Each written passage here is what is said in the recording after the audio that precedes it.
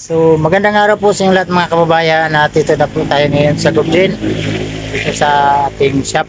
Kararating ko lang kanina mga kababayan, hapon na dito.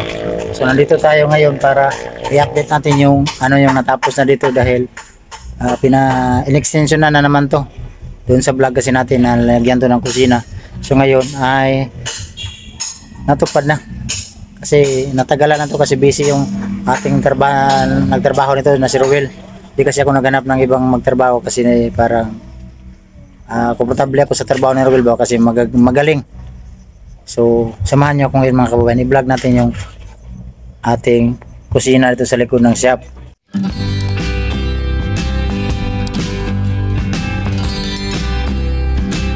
Kababayan, dito na si Ruel, ayan, nagmasa ng binignit. Dito ko sa likod. Will, may hapon. Musta? Okay mo dre? May hapon sa tanan ng mga viewers sa PTV Nonoy. So, salamat Will. So, kahapon wala ako dito mga kababayan. Pagdating ko ngayon dito ay ganito na yung plastar. So, may bubong na. Ito si Ruel mga kababayan, kahit hindi mo to bantayan, magtrabaho talaga to. Ito yung gusto ko sa kanya, kaya parang nagtulungan talaga kami nito ba. Anong mga trabaho, tulungan niya talaga ako, kaya salamat Will. Okay Noy. So, itong lahat sila nagtrabaho nito sa likod, sa tawag niyan, sa harap, at itong lahat ng mga itong shop, si Ruel lahat nagtrabaho nito. So ito mga kababayan, ipakita ko sa inyo yung ating kusina. Ayan.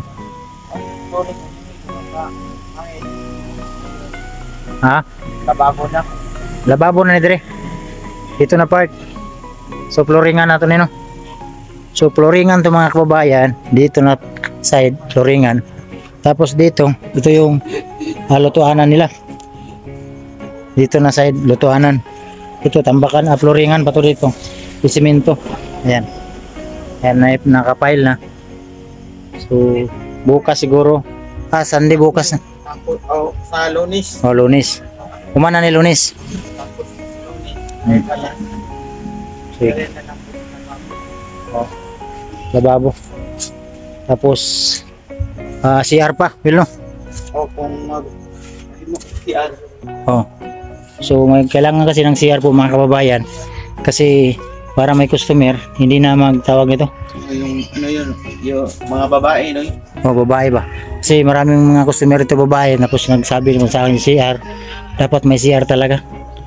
So kailangan natin palagyan ng CR dyan para yung customer natin komportable na magpayos dito, may CR. So Monday daw bukas, Monday, Sunday kasi bukas matapos na to nila Ruel. So, salamat Will. At masa ka nagkadako ni Will? Di sotso ang kusina. Sige. O yan. Indog siya City. So na rin tindog ani daan dali. So diri sa Will. Sige Noy. So dito tayo sa loob mga kababayan. At ayan yung natapos. Monday matapos daw yan. Malaki ito. Ayan o. Extension. So dito tayo sa loob. Ito mga kababayan, pasukin natin yung loob sa ating shop. Ayan. Tingnan nyo, napakarami ng stock. Ayan o. Punong-puno na yung ating mga panito, kasi napakalaki na to. Ayan o. At wala na. May kisami na yung bubong. Ayan o. Napakalaki na. Yun yung gusto ko para hindi na mainit, kasi hindi ito nakisamihan. Ang taas yero, mainit. Ang ginawa na nila Ruel, diniretso na nila. So lagyan ng kisami, tapos pininturahan. So na yan, napakalawak na. At ito na yung loob. Ayan. Napakaganda na dito sa loob, napakalawak na. So dyan, wala na, sirado na to dito. Ayan, sirado na. So wala nang basta-basta makapasok. Isa na lang yung portahan, dyan na lang. So paggabi, lock yan. Ayan. So, ano natin itong ilaw. Ilawan natin, ayan. Para maklaro yung mga ano natin. Puno na yung ating shop. At salamat talaga sa Panginoon dahil lahat ng mga pangarap ko ay natupad niya talaga, no.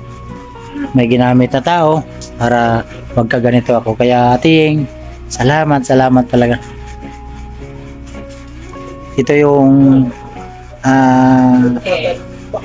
tulong na inalagaan ko talaga para ang tulong sa sponsor ay hindi masayang kasi pag ang tulong ng sponsor na hindi mo pinalaki sayang kasi hindi yung buwis buhay ang pagtrabaho nila doon, pawis, walang tulog para makatrabaho, para makatulong.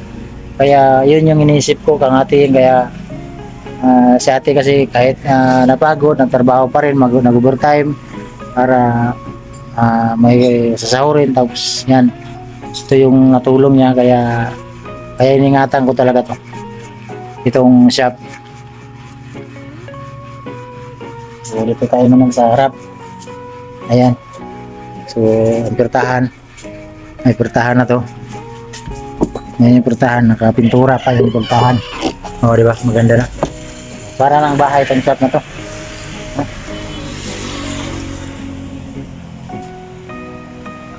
Vlog ko lang to ba para atas makita nyo. Diyan sila, yung mga audience natin dyan, oh. Dito tayo sa kwan. Nagtrabaho sila ng pisa ng babaw. Ang si Dudong. Kau! Musta kau? Saya gidulaan mo na kau. Ha? Tawa si Kwaro. Si isa nga itong vlogger na kwan.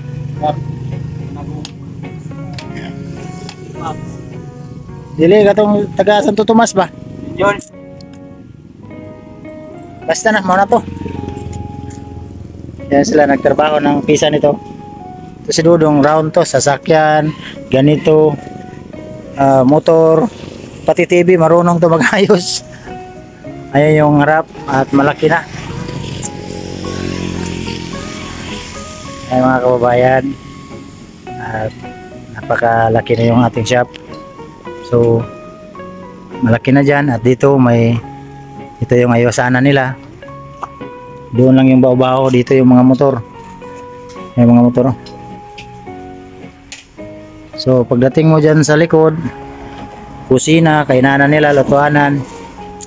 Tapos pagkatapos niyan ay magawa pa tayo ng CR para yung customer natin ay komportable ba pag standby dito. Halimbawa may mga babae, so kailangan nila ng CR, doon lang sila lumapit. So yung mga riders, so paginto dito may maanuhan sila ba, masiyaran. So yan mga kababayan, napakalaki na yung loob, no? Kita nyo, itong shop na to palaki ng palaki. Noon yan dati ganun lang, isa lang, parang pinati lang yung kwarto. Ngayon linakyan pa dito, inextensionan pa dito, inextensionan na naman doon. So napakalaki na rin gasto nito. Pero lahat nito ang gumastos ay si Ating. Lahat ang gasto nito ay si Ating. Yan, gasto niyan lahat. Yung mga materyales, siya yan lahat ang nagbili niyan. Yung libor, sa kanya yan. Kaya grabe ito na sponsor si Ating. Ang pagtulong ay lubos-lubusan talagang pagtulong.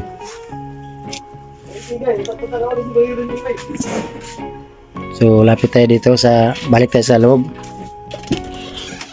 Yan. Ito tanggalin pa itong mga kababayan dito kasi useless lang pag hindi ito tanggalin kasi naka-lock na yan dyan. Kaya pa ito nandito to mga pisa, yung mga makina ng mga motor dito. Ano kasi to, floringan pa to. Ito lagyan namin ng budiga doon sa likod para mapasukan ito. Yun lang dito yung compressor dito, kailangan yan sa loob, baka manakaw yan kasi may gulong yan, no? May gulong to. Ang gulong yan, no? Ito si Ating pa rin nagbili nito. Ayan, yung compressor na yan. Nakita niyo doon sa ating vlog. Siya pa rin. Ay ngayon yung trikpan. So hindi pa ito natapos tong loob na buong natapos talaga. Kaya kailangan pa to na floringan ba ng puro ba, yung puro simento para ano natin mapunasan ng mawalisan. Kasi pag ganito, madami mga alikabok oh. Kailangan ba ito malinisan, floringan para maganda na tingnan. So ito may estante din dito na. Yan, may estante na to. Ito yung lagayan ng mga asiti para ano, kung maganda tingnan yung tindahan natin mo. Kung magkumpra kami, dito na namin nilagay itong bakante na lagayan, istakanan, estante. Yan namin nilagay para maano ba, displayan pa yan dyan. So magamit pa to dito.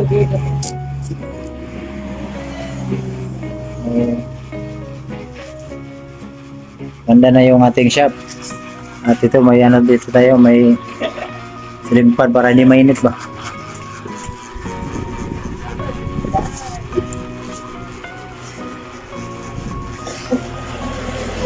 Salamat pala doon sa kita tingin mo pa natin. Salamat pala doon sa nag-comment na napakagandang mga comment doon sa vlog natin na isa sa team ni Pugong Biyahero na binigyan ng sasakyan. So napakagandang mga comment ng iba. So salamat po sa inyong lahat kasi alam gaya ng sinabi ko na walang taong magbigay sa iyo ng ganong halaga. Bibiro yung binigay ng sponsor kasi dito nga sa atin siguro kahit maglakad-lakad ka ng kalsada walang magbigay sa iyo kahit 5 piso. Sige, pera lang kung may mahulog siguro yan. Pero yung gano'n na halaga, yung sasakyan na bilhin sa'yo, wala kang makitang tao. Kaya minsan lang tayo makakita ng gano'n na ugali na tao ba na binigyan ka ng kabuhayan, binigyan ka ng mga pangailangan mo, binigyan ka ng sasakyan, yung mga blessing niya ba na nasir niya. Kaya salamat talaga. No? Hindi lang po ako ang matulungan ni Ate si Mangili. Ay nakita niyo sa vlog ni Mangili ay nagtulong din siya doon, no? So, hanga ako sa sponsor na sa atin kasi grabe, napakasimpleng tao. Kung kausapin mo parang wala lang, ano lang, bahala, walang parang ano lang ba, simpleng, parang sobrang simple ni ating. Kaya saludo talaga ako mga kasi minsan magtrabaho yan kahit mag-overtime pa. Yan, walang ibang inisip ba, puro trabaho. Pag-uwi, galing trabaho, uwi ng bahay, tulog, bukas, trabaho ulit. Ano lang yung routine niya. Kaya salamat talaga ate sa mga blessing mong na-share sa akin, sa mga kababayan natin na nangailangan ng tulong.